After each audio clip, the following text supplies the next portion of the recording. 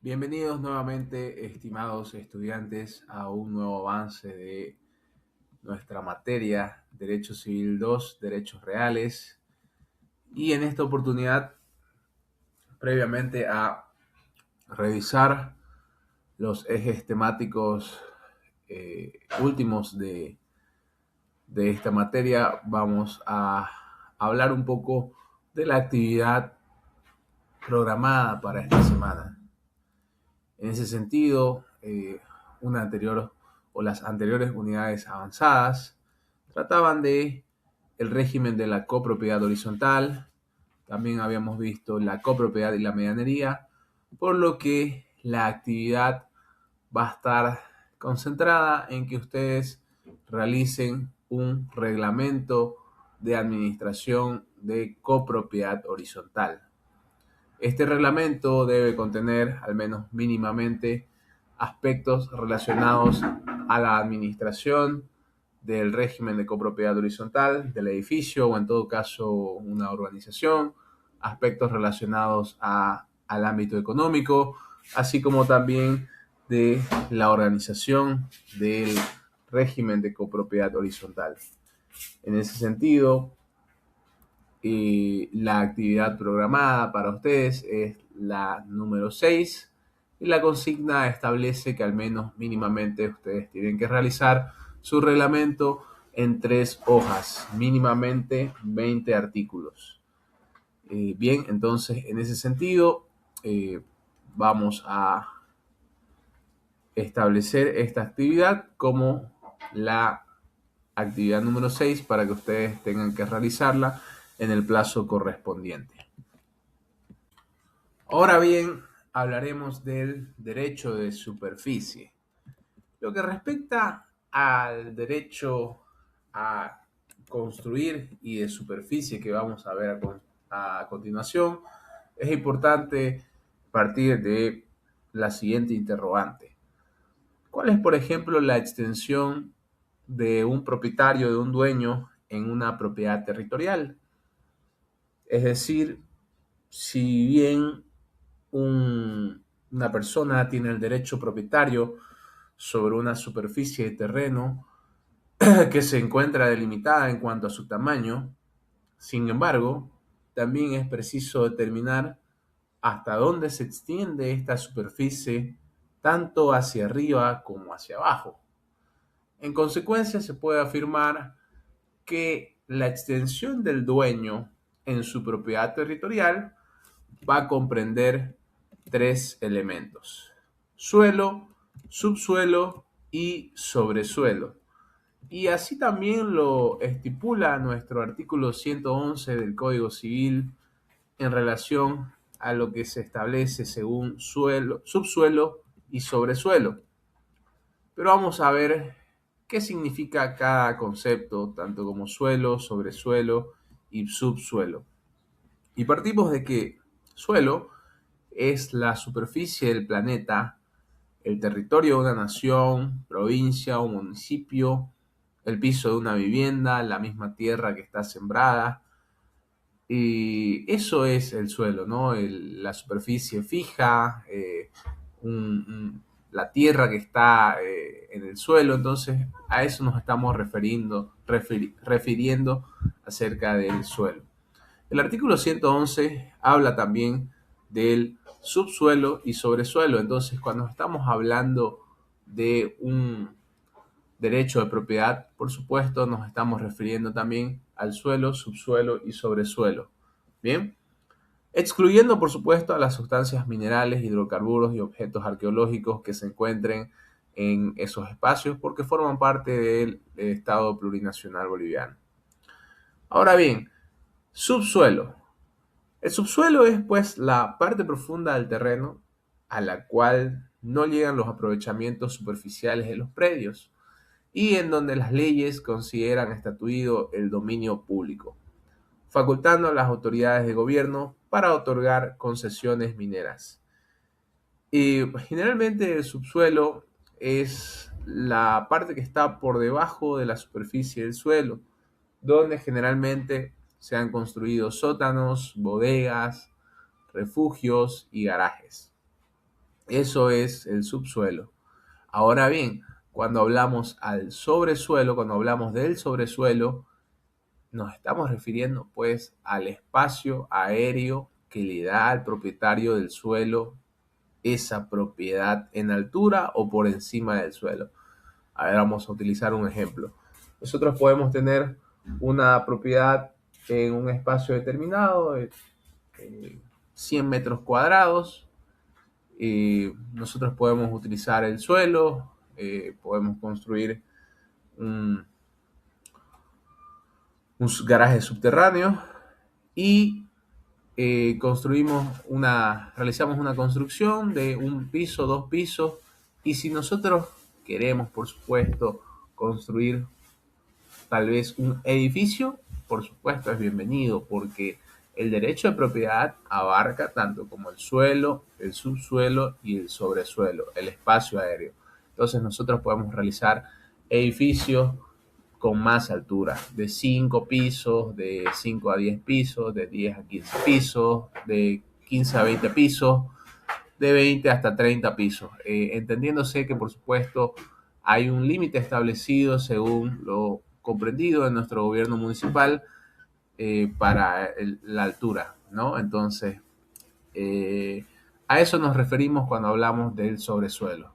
Entonces, el derecho de propiedad, cuando nosotros tenemos un derecho propietario sobre un bien inmueble, va a comprender tanto como suelo, subsuelo y sobresuelo. Ahora bien, vamos a ver el derecho a construir. ¿Ya? El derecho a construir es una facultad que tiene un propietario o un dueño de un terreno para conceder a otra persona la opción o el poder de construir sobre su tierra o suelo, o también en el suelo y sobre suelo. Este tema de los derechos a construir y el derecho de la superficie se encuentran contemplados en nuestros artículos 201 al 209. Pero vamos a dar lectura. El artículo 201 del Código Civil establece lo siguiente. El propietario de un terreno puede conceder a una persona el derecho a construir sobre el suelo, adquiriendo así el concesionario la propiedad de la construcción. El acto de concesión puede hacerse en testamento o en contrato oneroso o gratuito celebrado en forma escrita. El derecho a construir es un derecho real inmobiliario. Bien, entonces vemos que el contenido de esta clase de derecho real, el derecho a construir y el derecho a superficie, el derecho de superficie que vamos a ver enseguida, generalmente se da en el ámbito inmobiliario. Por ejemplo, resulta ser que tenemos a una persona que es propietaria de un terreno, que es propietaria de un bien inmueble y que quizás no cuente con los suficientes recursos para poder aprovechar el espacio, ¿no?, que tiene ese terreno, que puede haber sido objeto de una herencia, que él no logra o no puede obtener rédito económico sobre ese bien inmueble que ostenta, y resulta ser que aparece un constructor o una empresa inmobiliaria, una empresa constructora, que le propone y le solicita si le puede otorgar el derecho de superficie, en este caso, que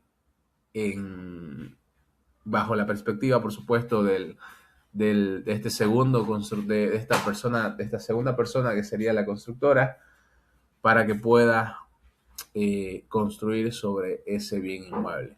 Entonces, el dueño, el propietario, le va a otorgar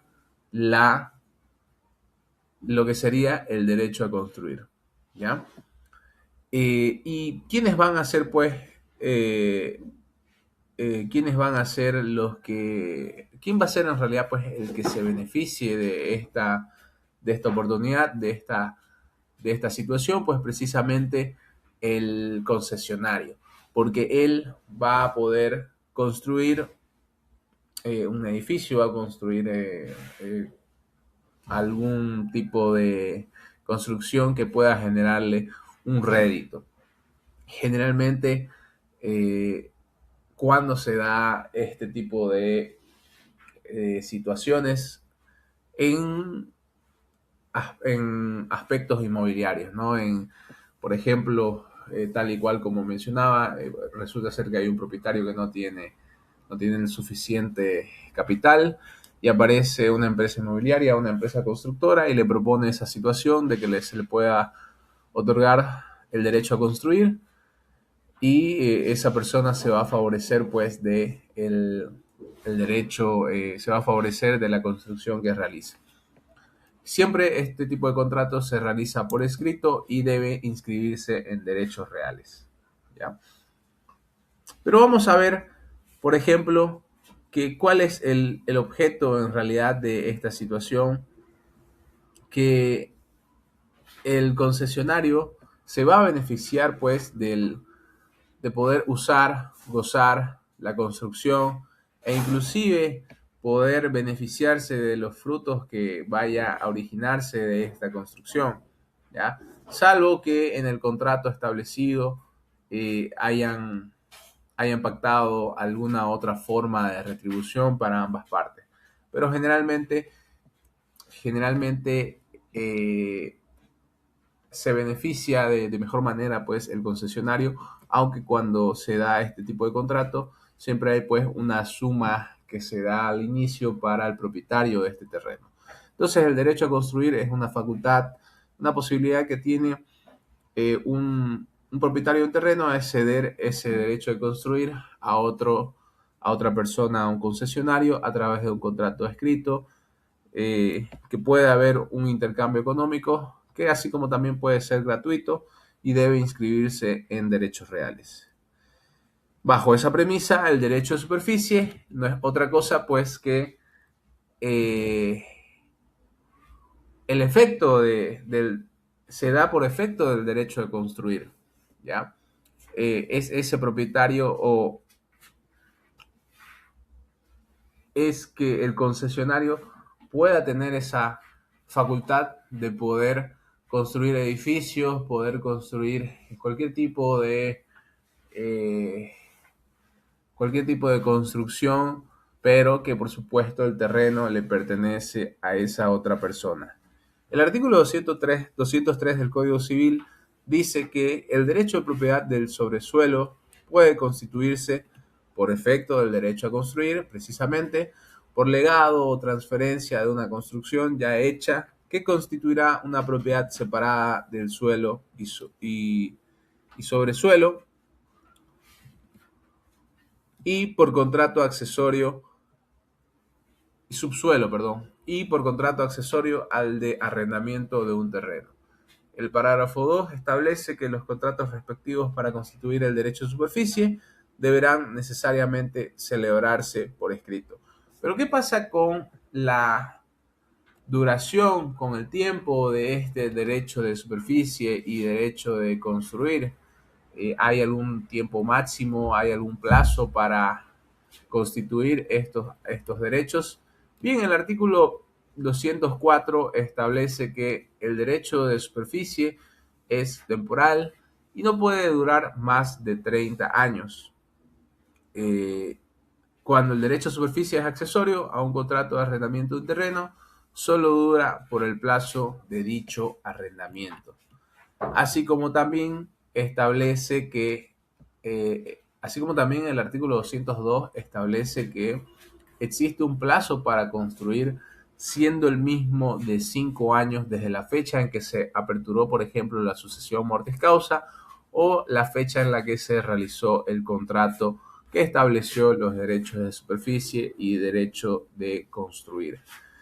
Si, dado el caso que se firma un contrato, se pacta un contrato y han transcurrido 5 años y el concesionario no ha dado uso al derecho de construir, derecho de superficie, vencido ese término, se extingue ese derecho a construir y el concesionario pierde este derecho que ha establecido en ese contrato, que ha pactado en ese contrato. Entonces, es una figura interesante que tenemos en nuestro Código Civil que le da la posibilidad a un concesionario de poder beneficiarse de no tener propiedad simplemente por tener quizás un capital económico eh, que le puede dar un beneficio quizás al propietario. Este propietario se puede beneficiar sin perder la totalidad de su derecho propietario. Aunque en la práctica se da la figura de que prácticamente se compra automáticamente este terreno y ya no hay pues derecho de superficie ni derecho de construir porque ya el derecho de propiedad lo mantiene la empresa constructora o el proyecto inmobiliario o el desarrollador que realice los respectivos condominios, urbanizaciones, edificios, ¿no?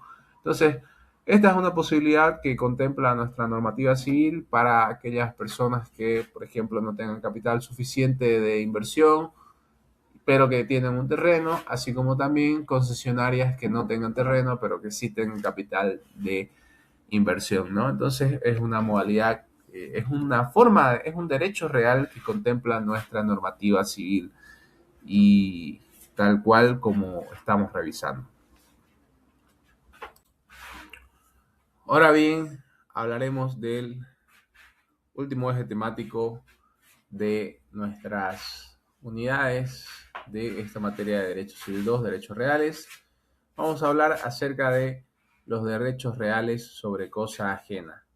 Y tal como establece su nombre, esta clase de derechos reales tratan de que personas que no ostentan el derecho propietario se puedan beneficiar de un derecho real que no les pertenece, que es, como su nombre establece, ajeno.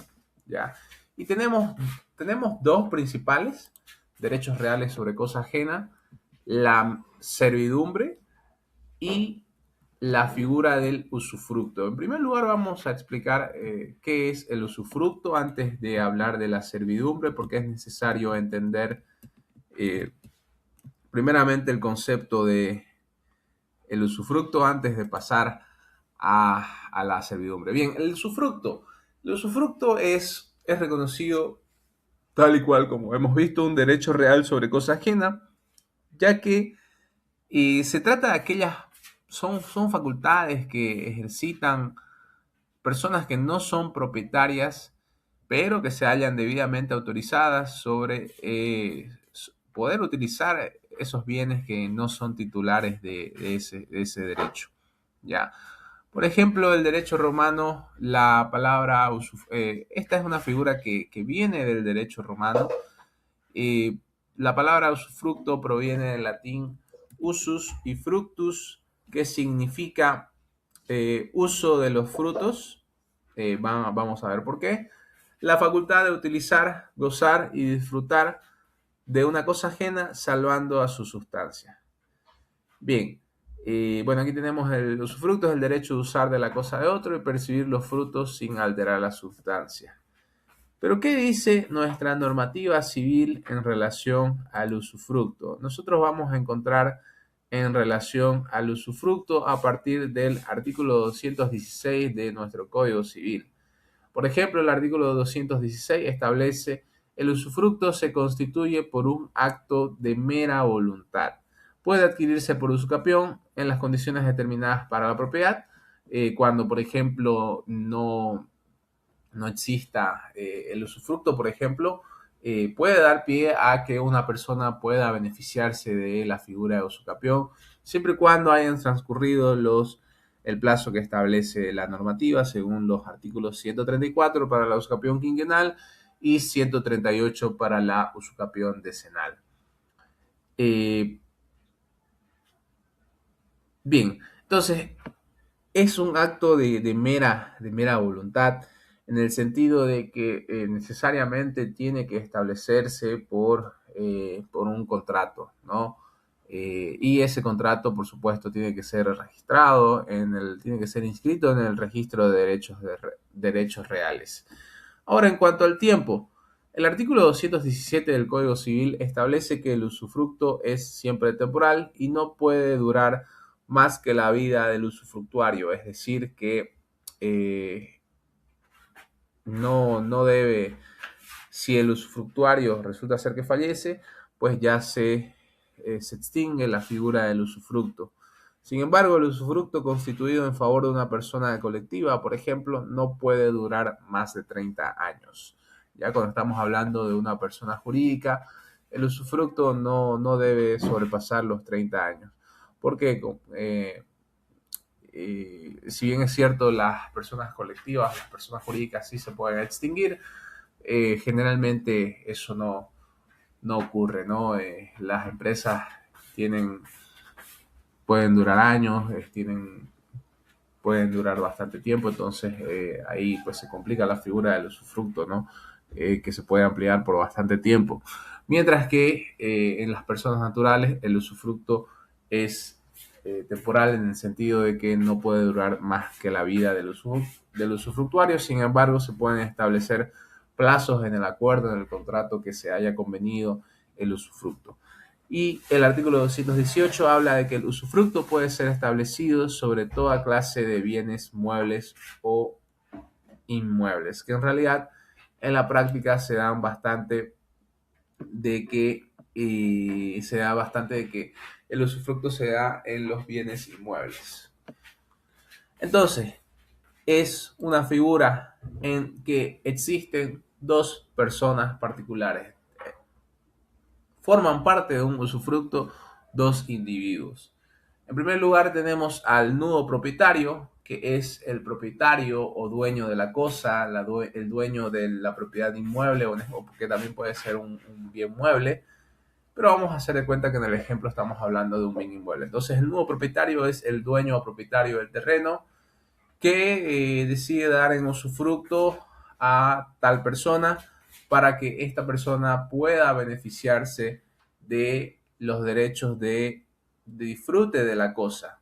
Puede usar, gozar e inclusive disfrutar de la cosa, pero vamos a ver que no va a poder disponer como tal, ¿verdad? Por ejemplo, no va a poder vender, transferir o hipotecar porque no es su derecho propietario. Bien, entonces tenemos las siguientes características. El usufructo es un derecho real, ¿ya? En primer lugar, es un derecho real, eh, uno de los, de los más interesantes derechos reales de cosa ajena, porque establece una relación entre el bien y la persona, el objeto y el sujeto son los actores principales de este derecho real. Es un derecho temporal, su vigencia se condiciona al tiempo, pero si este no es mencionado, por ejemplo, en el contrato, se entiende que es vitalicio, pues no puede exceder más de la vida de la persona, ¿no? Si ya la persona fallece, se extingue el usufructo como tal. Es un derecho de usar, gozar y disfrutar del bien. Se reconoce el uso y el goce como la razón de ser del usufructo, siempre que se encuentre fijado dentro de los límites establecidos por ley. Y este usufructo va a recaer sobre una cosa o sobre un derecho, por supuesto. El bien o la cosa debe ser corporal y que el usufructuario tenga los derechos de usar y gozar. Así como también el usufructo es susceptible de posesión, es posesionable. Yo puedo favorecerme dando posesión al bien motivo del usufructo. Luego también tenemos que el usufructo, en el usufructo como característica, el bien sobre el que recae debe ser ajeno. Y el usufructo no puede recaer sobre un bien propio. ¿Ya? Yo no puedo la persona que usufructúa, la persona que es la usufructuaria, no dispone pues de un bien propio, es la disposición sobre un bien ajeno. Muy importante, siguiente característica, no se debe alterar la sustancia del bien. ¿Ya? El usufructuario no puede alterar la sustancia del bien como si fuera propietario directo del mismo, porque si bien es cierto, este puede usar, gozar y disfrutar de la cosa, no es propietario. Entonces, vamos a utilizar un ejemplo, no sé, pues yo doy un usufructo a una persona, un balneario, un un complejo donde hay piscina, un balneario, ¿no? Entonces, donde hay recreación, van las familias a disfrutar. Eh, la única consigna que yo le pido al usufructuario es que se mantenga como balneario. Él puede gozar de los frutos, de los ingresos que se perciben de la utilización de ese balneario, de esa piscina, pero resulta que el usufructuario decide tapar la piscina y decide construir un piso de 5 pisos, un edificio de 5 pisos. Entonces, en ese sentido, se está alterando la sustancia del usufructo. Entonces, ese usufructo se extingue. ¿Ya?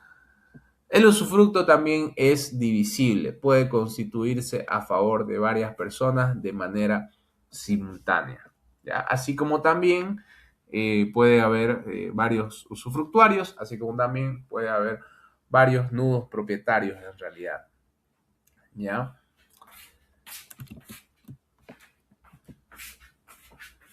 Clases de usufructo.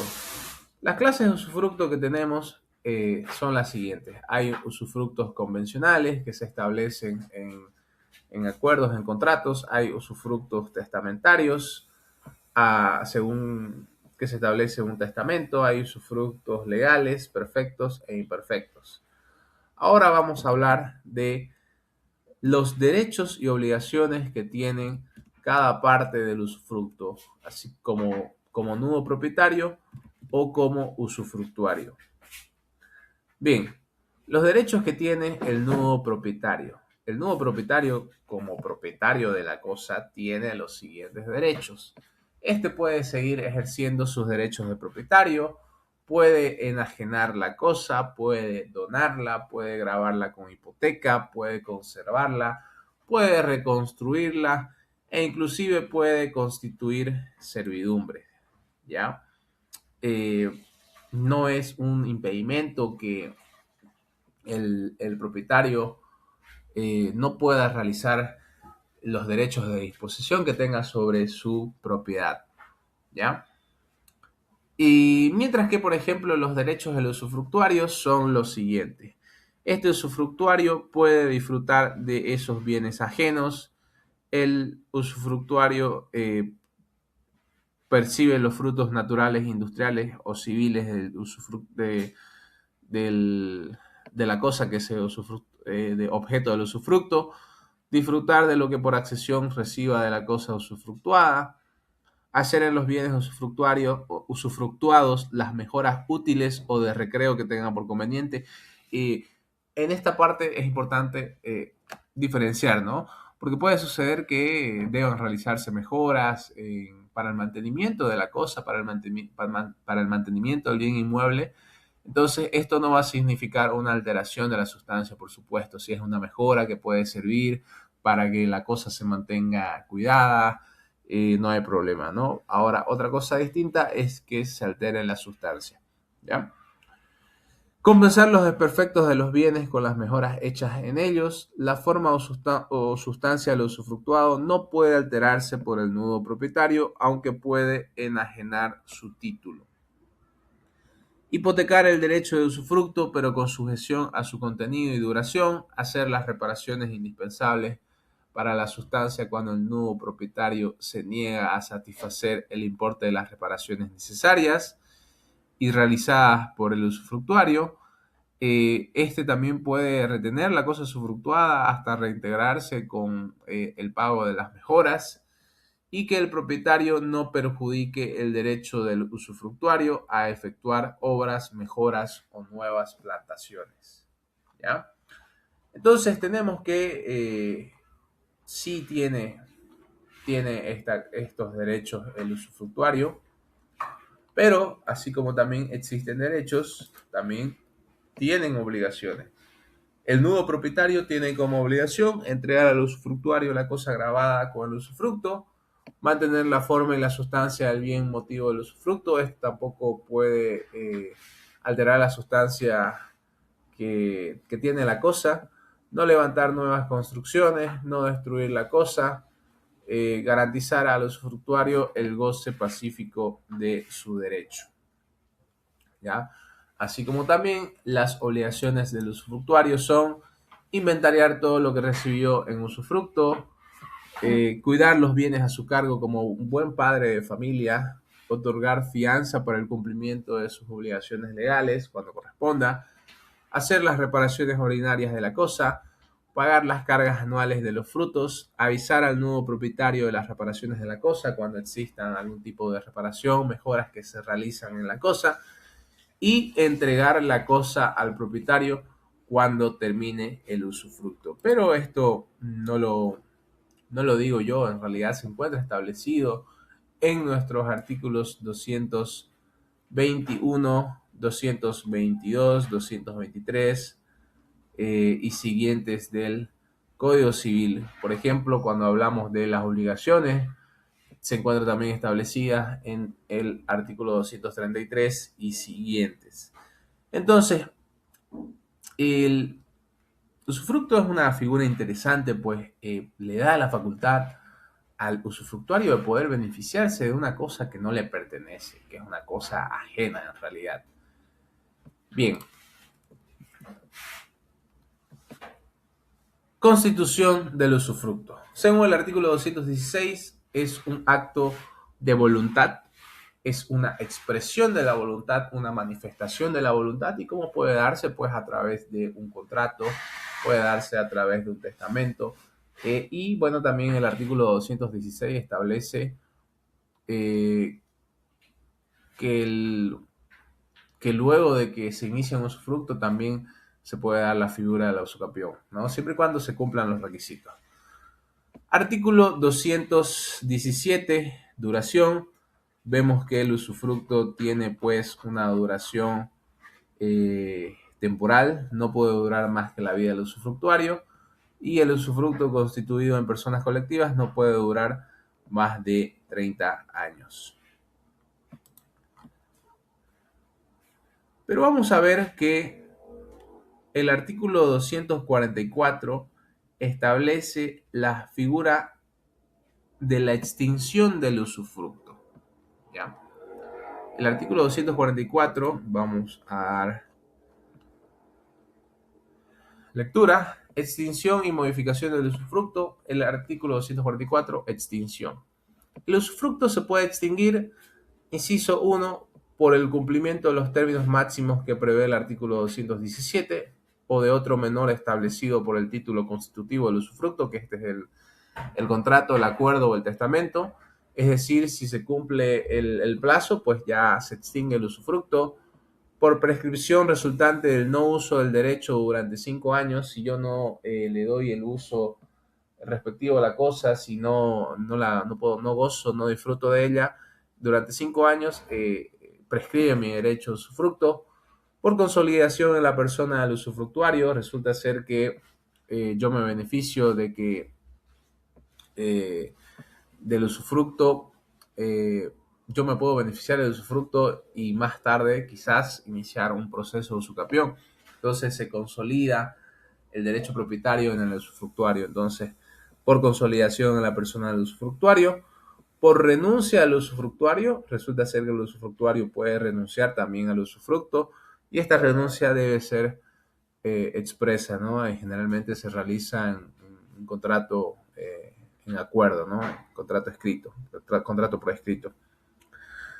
Por destrucción o pérdida total de la cosa, si la cosa pues se destruye, si es inutilizable, ya pues no se puede dar, no se puede beneficiar uno del usufructo, entonces eh, va a perder esos derechos del usufructo, se extingue el usufructo, y por abuso que el usufructuario haga de su derecho enajenando o deteriorando los bienes o dejándolos perecer por falta de reparaciones ordinarias.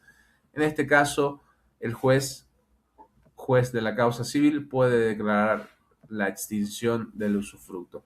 Y vemos aquí también algunos artículos que hablan también de la extinción del usufructo, el artículo 245, 246, 247, 248 y 249, de que se da la destrucción culposa o dolosa al usufructo, da destrucción parcial, destrucción de edificios, y cuando el usufructo es expropiado, ¿no? Entonces, el 249 establece esta situación que puede darse acerca del usufructo.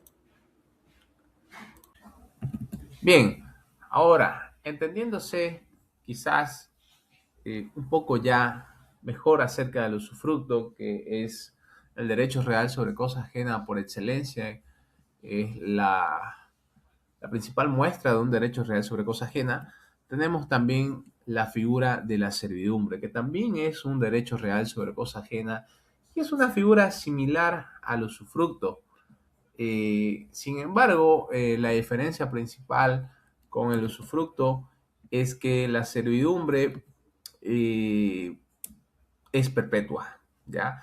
Mientras que en el usufructo suele ser temporal este usufructo que se da entre ambas personas, en la servidumbre es perpetua, ¿ya? A no ser que se establezca contrariamente en el acuerdo o pacto que se haya establecido, así como también la otra diferencia que la servidumbre va a beneficiar a un bien inmueble en el ámbito rural. Generalmente la servidumbre se da en el ámbito rural, porque estamos hablando de fondos agrarios, de fincas, y generalmente esto se da en el ámbito rural.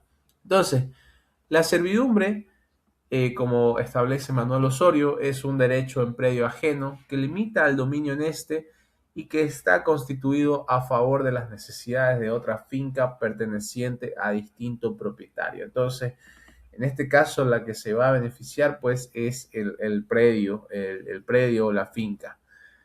La servidumbre es la carga establecida sobre un inmueble para uso y utilidad de otro inmueble perteneciente a un propietario distinto, ¿ya? El inmueble grabado con las servidumbres se llama predio sirviente y aquel en cuyo favor se ha establecido se denomina predio dominante, ¿ya? Entonces, la servidumbre, en vez de beneficiar personas, beneficia inmuebles, mientras que el usufructo beneficia a personas, es temporal, la servidumbre es perpetua, a no ser que se haya establecido en, en contrato que puede ser con un plazo establecido, ¿ya? Y bien, el artículo 255 es el que habla acerca de la servidumbre. Damos lectura. En virtud de la servidumbre, el propietario de un fondo puede, para utilidad o beneficio propios, realizar actos de uso en fondo ajeno o impedir al propietario de este el ejercicio de algunas de sus facultades, ¿ya? Y el artículo 257 habla acerca de la perpetuidad que tiene la servidumbre. Las servidumbres son perpetuas, salvo disposición contraria. Clases de servidumbre. Las servidumbres pueden ser, según el artículo 258, servidumbres continuas, cuando se ejercen sin un hecho actual del hombre, servidumbres continuas, cuando para ejercerlas se necesita de un hecho actual del hombre, servidumbres aparentes, cuando se anuncian por signos exteriores, servidumbres no aparentes, cuando no hay signos visibles que las revelen. Eh, y en cuanto a la clase o la forma de constitución de la servidumbre puede constituirse forzosa o voluntariamente. Pueden ser también constituidas por usucapión o por destino del propietario. Entonces, por ejemplo, tenemos como formas de servidumbre forzosas la servidumbre de paso, ¿ya? El artículo 262 establece que el propietario de un fondo enclavado entre dos que no pueda procurarse salida a la vía pública sin molestias o gastos excesivos, tiene derecho a obtener paso por el fondo vecino en la medida necesaria al uso y explotación del propio, ¿ya? Entonces, por ejemplo, cuando existe imposibilidad o es muy moroso o se van a incurrir en gastos excesivos para salir a la vía pública, la servidumbre de paso funciona como precisamente un paso para poder evitarse esos gastos, esas molestias excesivas. Servidumbre de paso como servidumbre forzosa. Otra servidumbre forzosa que tenemos es la servidumbre de acueducto que se encuentra establecida en nuestro artículo 266. El propietario de un fondo tiene derecho a conducir por los fondos vecinos el agua que precise para usos agrarios o industriales. Esta servidumbre puede establecerse temporal o perpetuamente, exceptuándose de ella las casas, patios, jardines y otras dependencias, ¿ya? Entonces, la servidumbre es un derecho real, es accesorio porque se encuentra unido al fondo dominante, siempre se va a dar sobre cosa ajena, es perpetua, es un derecho inmobiliario, es indivisible, unilateral y siempre es un derecho oneroso. Y se da bastante en las fincas que tienen quizás mayor peso económico, fincas que son o predios que son que tienen mayor mayor poderío económico sobre otras fincas que son más pequeñas, otros predios más pequeños y se puede beneficiar pues estas propiedades, se benefician estas propiedades con el uso con el uso que se le puede dar a la servidumbre, ¿no?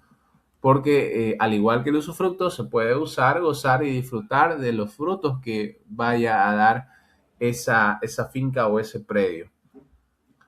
Así como también, al igual que el usufructo, resulta ser que la servidumbre también se puede extinguir, ¿ya? La servidumbre también se puede extinguir y tenemos que la servidumbre se puede extinguir según lo establecido en nuestro artículo 287 de nuestro Código Civil.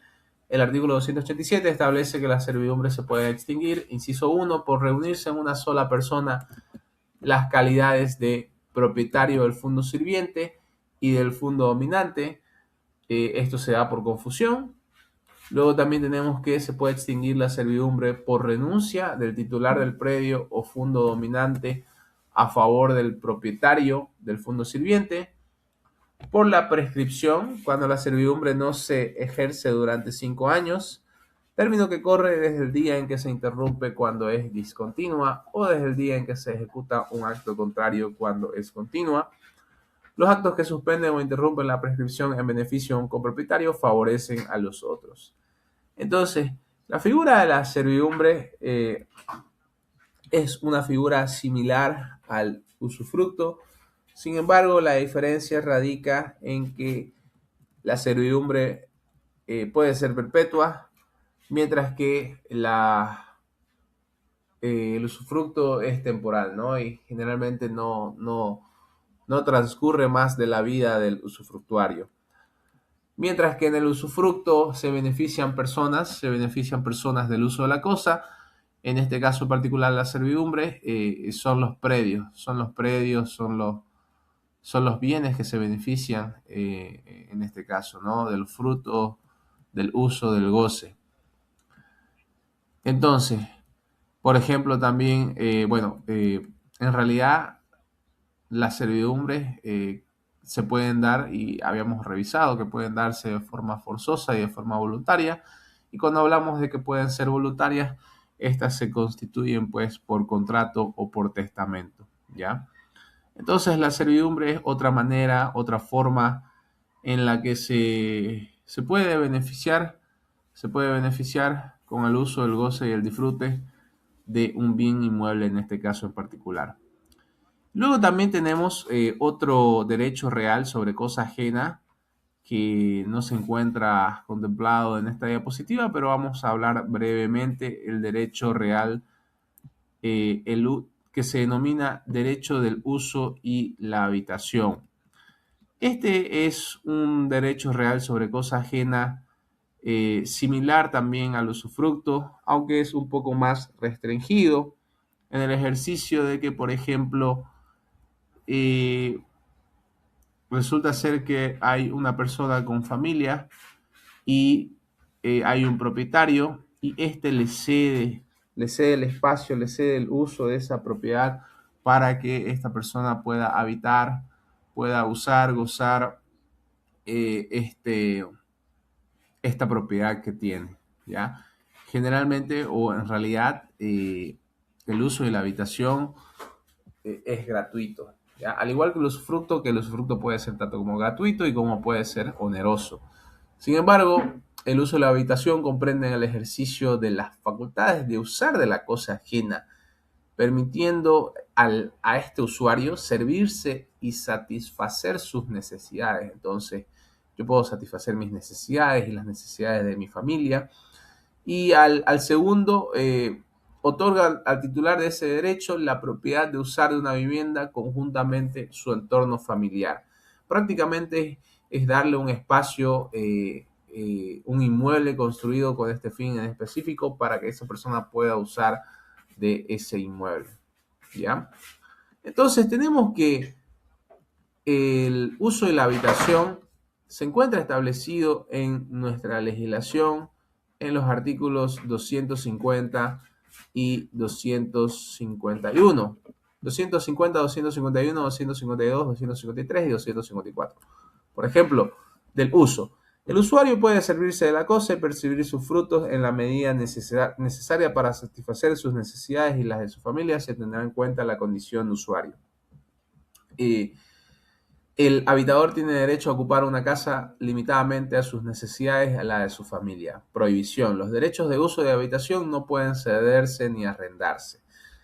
Obligaciones. Si el titular percibe todos los frutos u ocupa toda la casa, quedando obligado a las reparaciones y gastos ordinarios y al pago de los impuestos y cargas, lo mismo que el usufructuario. En caso diverso, contribuye en proporción a los frutos que percibe o al compartimiento que ocupa.